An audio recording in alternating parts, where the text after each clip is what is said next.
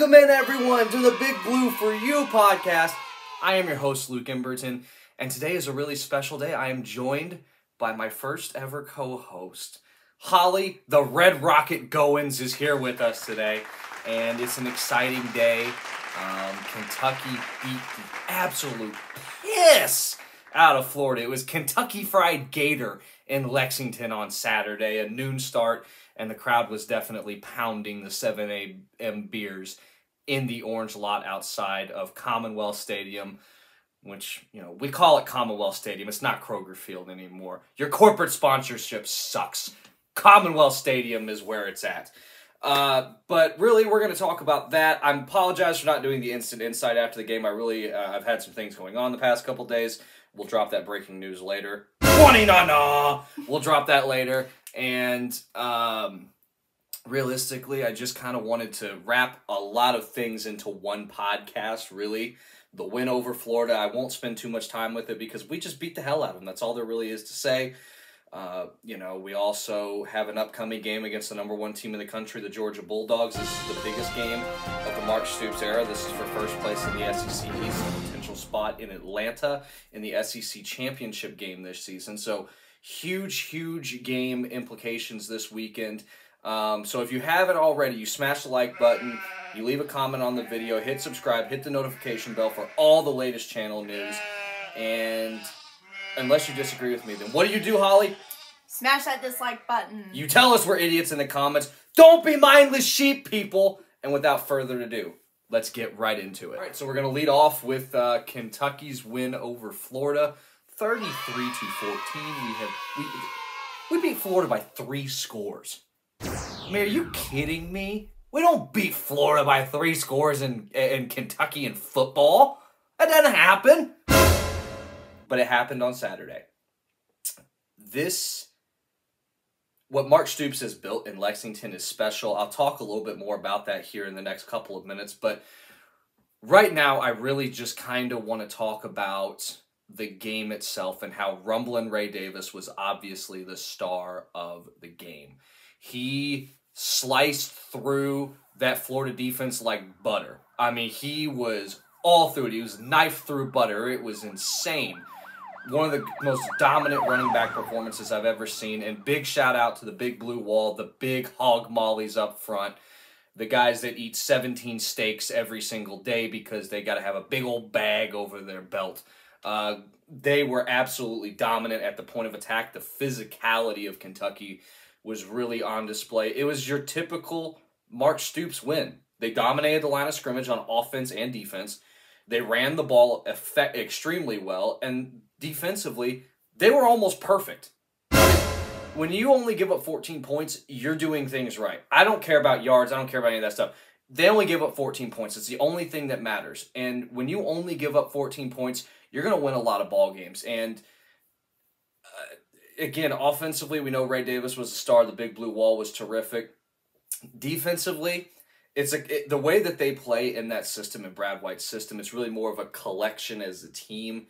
It's more based on team defense and scheme and being sound fundamentally as a team in that 3-4 scheme. But Kentucky has some stars on defense. They have guys that if they were wearing Alabama or Georgia or Clemson or US, whatever, if they were playing for a premier program or what people consider to be traditionally premier programs, they would be college superstars. Deion Walker is a monster. You saw him in person, babe. How big is he? How tall is he, and how much does he weigh? Oh, he's a big boy. That's right. 7'2", 785 pounds. He takes up the whole line. He doesn't just plug up holes. He commands a double team at all times. And how about our boy Trayvon Wallace, huh? How about him? He's so good. Do you know what number he wears? Don't ask me right now. I got brain fog.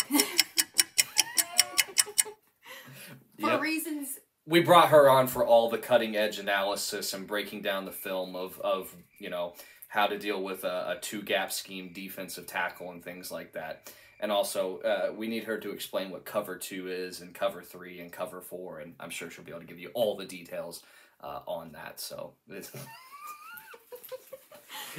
I'm just here to sit and look pretty. She's pretty good at that. that should get my views up. So we need it. We need all the help we can get around here. So thank you, Red Rocket. That's such a great nickname. 33-14, though. Think about that. I remember a time, and as somebody who is new to the Big Blue Nation, as Holly the Red Rocket here is, just so you understand, we lost to them 31 years in a row. Mm-hmm. Which is, I mean, I remember a time growing up that I thought we'd never beat Florida. I always said, oh, God, can we please keep it within 3 scores? We are now at the point where we're beating Florida by 3 scores. And I guess now there's really not much else to say on the game other than special teams was really good as well. And by the way, Kentucky was better at every single position on the football field except for one, and it's the position that the great Steve Spurrier always said Florida was better, and that is that Florida has a hell of a punter. And for those of you that don't get the joke, look up Steve Spurrier talking about Kentucky. So he would always insult us. Basically, Holly, he would insult us by saying that, well, yeah, they have a hell of a punter. You know, basically that we sucked across the board and that, you know, he wouldn't pay any respect to Kentucky. And then again, when you beat somebody 31 years in a row, I guess you don't have to pay much respect to them. But guess who's paying respect to us now? Them stupid Florida Gators. Chomp on that, you losers. A 3-score loss. You've lost 3 times in a row. You lost by 1 score, then 2 scores, now 3 scores. And next year it'll be 4 score and 7 years ago, as the great Abraham Lincoln said. So, as we roll on into this, I really kind of want to give a segment here to appreciate Mark Stoops. So, basically my generation, I am, you know, in my 20s, my mid-20s. I'm not going to tell you exactly how old I am because that's going to change here soon. And frankly, you don't need to know that. You'll know it someday. But right now, I'm not concerned about that. And basically, I grew up, and Rich Brooks was the first coach that I got to see as a Kentucky fan. And Rich Brooks did good things here. You know, we knocked off #1 LSU. We made a bowl game like 4 straight years, things like that. You know, we did. He started moving this program in the right direction, but the heir apparent was Joker Phillips, and he lived right up to the name. He was an absolute joke. He was a bum. He was a loser. He destroyed this program and everything that Rich Brooks has built. When Rich Brooks came in, we were on probation, I believe, or we had just gotten off of probation. So we had all these reductions in scholarships, and back then, there was no transfer portal. There was nothing you could do to just assemble a roster in 1 or 2 seasons. It took years. And the first thing he had to do was go out and get a quarterback, so he came down here to Radcliffe and found in the 270, and we don't live in Radcliffe, but he came down here to the 270 and found Andre Woodson, who's one of the greatest quarterbacks in school history, and he implemented his style of football. And again, Rich Brooks did great things here in Lexington, and the practice field is named after him for a reason, because we love and respect the hell out of Rich Brooks, and we love everything that he did for this school. But Joker Phillips tore it all down in about 2 seconds. He tore it down in 2 seconds, and we went from being a team that consistently made bowl games to a team that had less talent than any Power 5 school in the country, according to West Virginia head coach and then offensive coordinator Neil Brown. Neil Brown was the offensive coordinator when Mark Stoops first got here, and he is now the head coach at West Virginia. And by the way, he's having a really good season. So shout out Neil Brown. Good for you, man. He's a Kentucky, you know, he's not just a, you know, he's from Kentucky. He's not just a Kentucky coach. So, but Mark Stoops, when he got here, this program sucked. It sucked. We lost 40-0 at home against Vandy. Do you know how bad that is? Yeah, that's awful. We lost to a bunch of nerds, 40-0 at home. There were 10,000 people in the stadium, and I was one of them. And all I did was just make fun of how much we sucked for about 3 hours, and it was kind of fun, because it is kind of fun to make fun of everybody. But, yeah, embarrassment. Absolute embarrassment. And Mark Stoops has come in, and he's changed everything. He changed the culture of Kentucky football. We never had a winning culture here. We don't know what that is.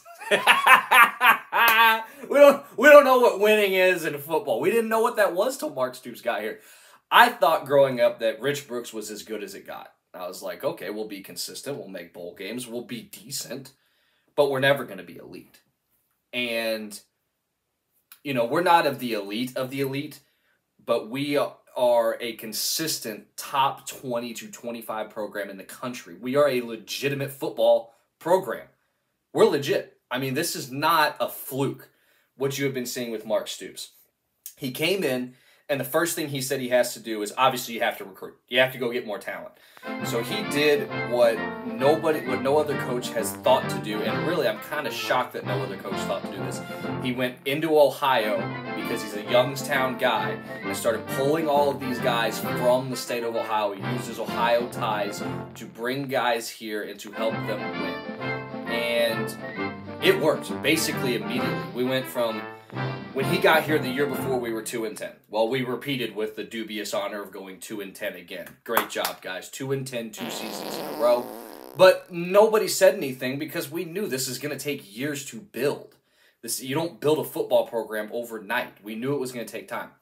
Then we shocked the world by going 5-7, and we picked up a signature win against South Carolina. That was the Bud Dupree. If you don't remember, the Bud Dupree pick six. It was a blackout. That game was actually on my birthday. It was an awesome game. Thank you. It was a great birthday gift, Kentucky football. Would love another one this Saturday. That would be a great birthday gift as well. But then the next season, we go 5-7 again, and it was viewed as a disappointment because we all felt like we were going to make a bowl. And then you lose to Vandy on the road, and you can't lose to Vandy. Like, I've said it, in the preview of Vandy, and I'll say it again. You can't lose to Vandy. They suck. They're nerds. They're dorks. They're dweebs. They're the doormat of the SEC. You can't lose to those guys. And losing to those guys really kind of started to get Mark Stoops a bit on the hot seat. And then in year 4, at this point, Mark Stoops is 12 and 24 as a coach, I believe. Yeah, 12 and 24 going into season 4. That's obviously not a very good record at 33% win percentage. That's pretty terrible, isn't it? So just so you know, you have to get to 6 wins to be eligible for a bowl, okay? Okay. Do you know what a bowl game is? I mean, it's kind of like the Super Bowl, but of like the college. No, No.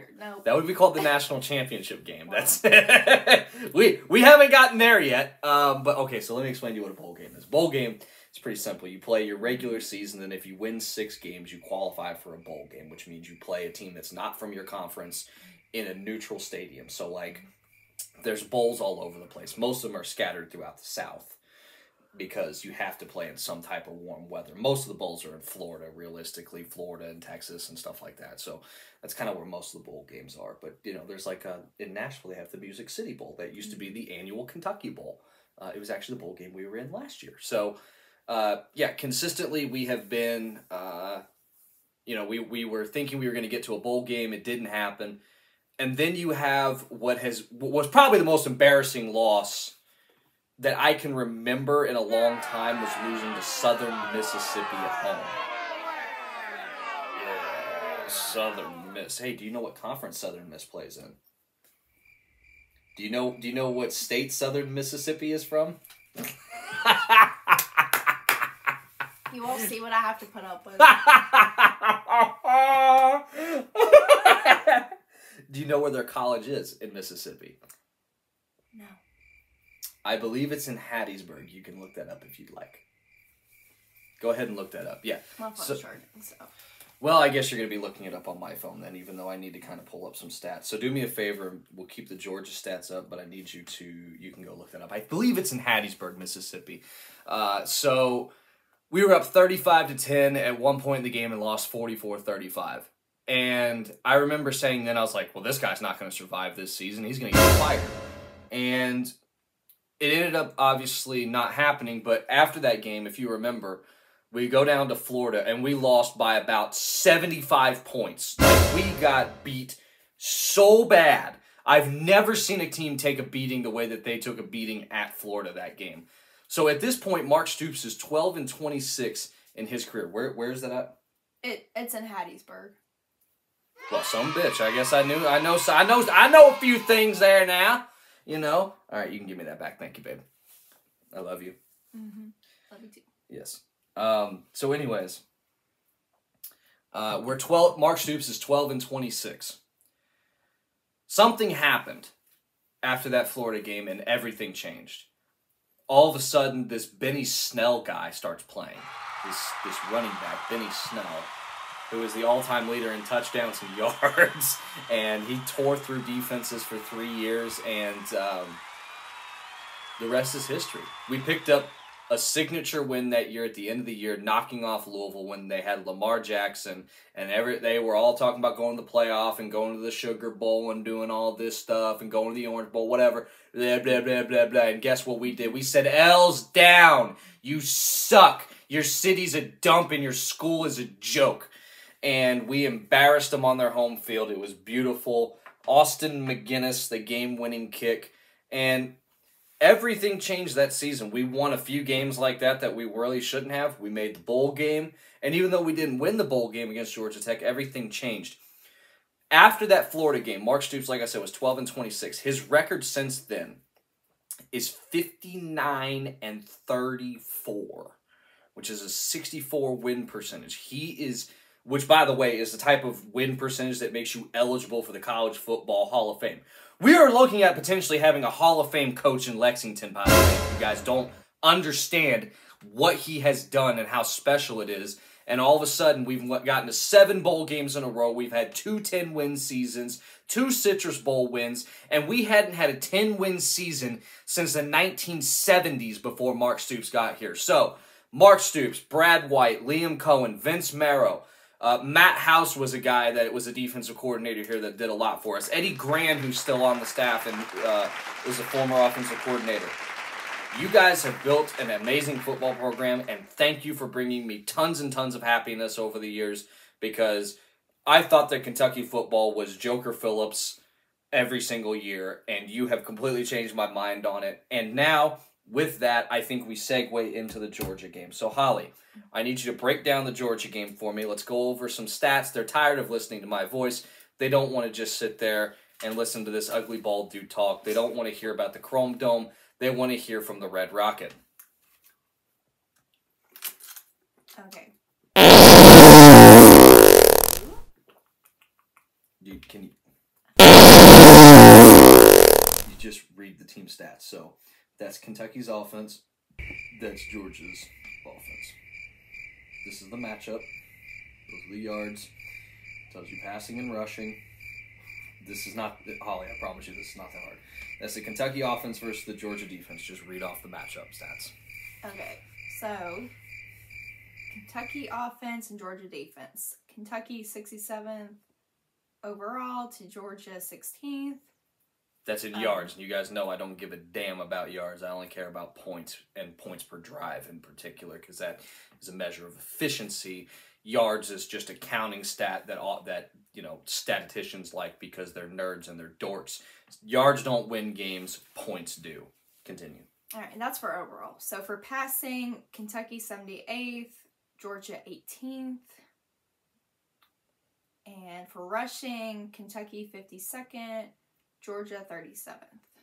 You could give out the the yard totals, because just saying that they're 78th, that doesn't mean a whole lot, other than the fact that means that they're below average, because I believe there's 132 FBS teams. I could be off on that number, but there's about 130 FBS teams, give or take.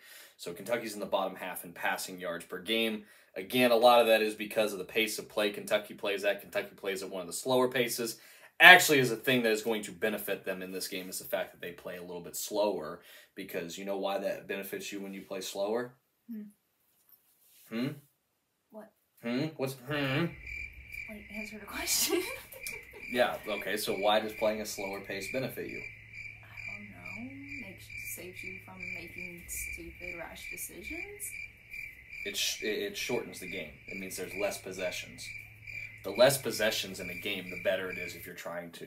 There's two theories. There's two theories when trying to pull off an upset. Now, some people believe that you want to have as many possessions as possible because you want as many opportunities to score and keep up with them. That is actually not a terrible thought.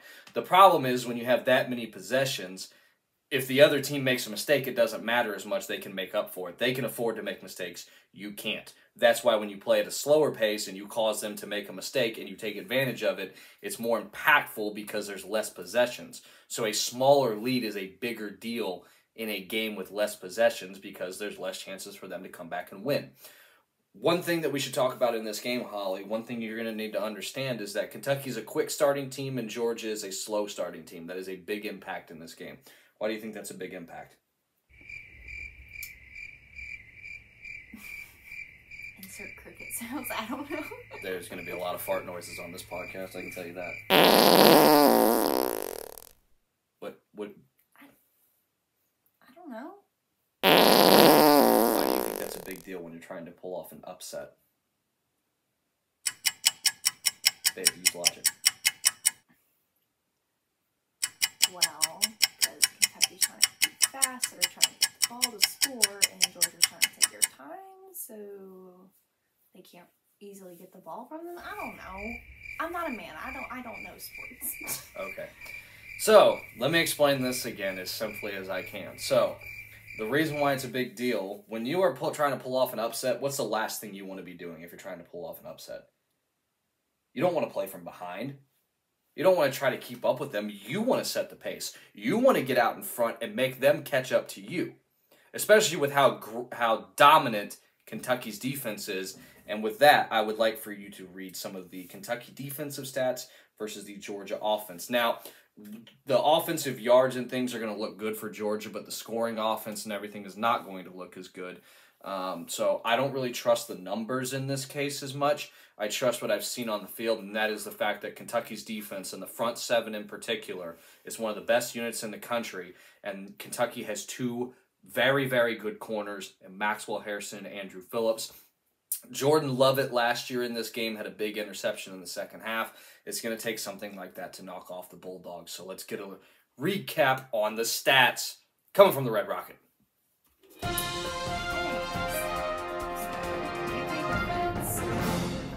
So Kentucky, we're looking about 300 yards overall. For Georgia, 480. Where do they rank in the country overall? Ben? Just read everything that's on the screen. Kentucky is 18th and Georgia is 15th. And then for passing, Kentucky is in 62nd place and Georgia is in 11th place for passing. For rushing, Kentucky is in 10th and Georgia is in 78th. That's a key to the game. Kentucky runs the ball well. Georgia does not run the ball, which is very weird because Georgia typically runs the ball really well. One thing I do worry about is that a lot of people are picking this upset. They're picking this as, a potential upset. I don't like that. I hate that. I want to fly under the radars if we have no chance to win. Okay? We are playing the number one team in the country. Now, since you haven't watched college football basically ever, Georgia has basically been the most unbeatable team I have ever seen the last 2 seasons. Like, I felt like there was no game that they were actually going to lose. This year, it's a little bit different. Now, they're still very, very good, but they had 11 of the 12 starters on their defense last year drafted in the first 3 rounds. Not just drafted. They were drafted in the first 2 days of the NFL draft. That's the first 3 days. That is that's a professional defense is what that is. That's like a Super Bowl winning defense, basically. And they don't have that this year. They're still elite. They still have Brock Bowers, who's the best tight end I've probably ever seen in my life. Like, this guy is probably going to be the next Rob Gronkowski, Travis Kelce type tight end. He's so dominant. Tony Gonzalez, Antonio Gates, throw all the names in there that you want for great tight ends. Brock Bowers is that guy, but they had like 6 of those guys last year. Now they got 1. So they're not as dominant as they have been, but it also feels like at some point they're going to explode. And I do have a worry that this could be the game that they explode and go crazy. But the one thing that usually does not happen to Mark Stoops teams, they usually don't get blown out. They usually hang around. The defense plays inspired football. And realistically, even if all of us Kentucky fans think we're going to win, the national people, the people around the country are not really going to expect Kentucky to win. I would think that Kentucky would cover the spread. Well, let's go to DraftKings and find out our spread. We'll see what our spread's looking like and see what the money line is. By the way, this weekend with sports gambling, I had quite the weekend, fellas. $415 in profit. And I'm going to get bent over and have it stuck in me from the government on that. So I would say screw the government, but I think I'm a little too old for that. You're not supposed to do that. You ruined it. Okay, let's go find the spread for this game. So, Kentucky, and let's see.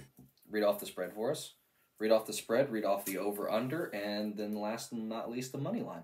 I don't know what any of that means. Okay, I'll read it then. So the spread is 14.5 points. That is something I might bet because I think Kentucky can cover that. The over-under is 49. You're playing for a push at 49. That's kind of a weird score, but I do expect this to be a lower scoring, kind of grinded out game, so part of me would want to take the under. And then the money line is plus 440 for Kentucky. That's not great value, realistically. I mean, that's not terrible value. If you have any booster coins or anything like that, you could use that and maybe make that a little bit better and worth betting. But at least in terms of money, by the way, for those of you that don't know, 440 basically means that, for every $100 you bet, you win 440. So, you place a $100 bet, you make $540 total. It's a $440 profit plus 440 odds. I do think that's probably about right. Basically, they're saying that plus 440 would essentially mean if you played this game 4.5 times, Kentucky wins once. I think if you play it 4 times, Kentucky wins once. It is down in Athens. It is a very tough place to play. It's loud between the hedges, but it's not deafeningly loud like it is in, say, Death Valley for LSU or in Gainesville for Florida at the Swamp. This is definitely a loud environment, but I don't think that this is something that Kentucky is going to be afraid of. Devin Leary's played in Death Valley against Clemson. There's 2 Death Valleys, by the way, which that always, that seems simple to keep up with. But these guys have played in big-time college football environments. Kentucky is not going to be intimidated in this game. This is really a 2 teams that do things very similarly. They both want to run the ball. They want to hit play-action shots off of that, and they play good, fundamentally sound, physical defense. And that's why these games year in and year out tend to be fairly close and relatively low scoring. You have 2 defensive head coaches. Both of them believe in the same principles. They're coaching the same way. Everything is the same, basically, between these teams. Georgia just happens to have a little bit more talent, but that gap is not massive. It's not a massive gap anymore. I think Kentucky can win this game. Part of me wants to pick them. I just want to pick them. I think this game's going to come down to one thing. Red zone efficiency. When you get in the red zone, if you kick field goals, you will lose.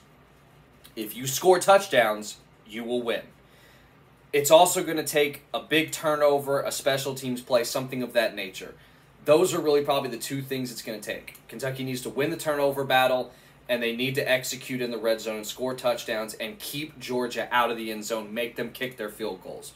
If Kentucky can do those 3 things, they can win the red zone battle, and they can win the turnover battle, which, keeping Georgia out of the end zone is part of the red zone battle. So red zone battle and turnover battle, I think Kentucky can come out on top in this game. I'm going to take the Wildcats 17-13. Holly, let's give us your prediction in this game. Go ahead. And give me your MVP. My MVP is going to be Devin Leary. Devin Leary is going to be the MVP of this game. It's time for him to break out. The wide receivers have really struggled. They lead the nation in drop percentage. Catch the damn ball this Saturday. I don't care if you catch it the rest of the year. Catch it this Saturday. I'm feeling confident that they can beat Georgia. I mean, the EKU game was rough. This Florida game was amazing. The one before that we did good also. So I have confidence that we can beat Georgia, at least by, 2 scores. Oh, she's going with a 2-score win. What's the score going to be? Hello, Onyx. Yes, it's my baby. I'm just going to throw out some numbers. I'm going to say Kentucky will get in, maybe the... You got to pick a score. 30s, 30 to, maybe 7 or 30-7 against the #1 team in the country. That's a hell of a prediction from Holly Goins, the Red Rocket. Stop it. I have confidence. I have confidence in us. All right, 30-7. I tell you right now, that hits. That would be incredible. Don't place your bets on that. Definitely don't. And don't expect the score to be like that. But really, I think that's all we have. I kind of covered everything I wanted to with the Florida game, the upcoming game against Georgia, and really just the appreciation from Mark Stoops. So, if you haven't already, make sure you smash that like button, comment down below, hit the subscribe. Let's do that again. So, make sure you smash that like button, hit the subscribe button, hit the little notification bell, leave a comment down below. Unless you don't, then tell them what they need to do. Smash that dislike button. Tell us we're idiots in the comments. Don't be mindless sheep people. What do they not need to be?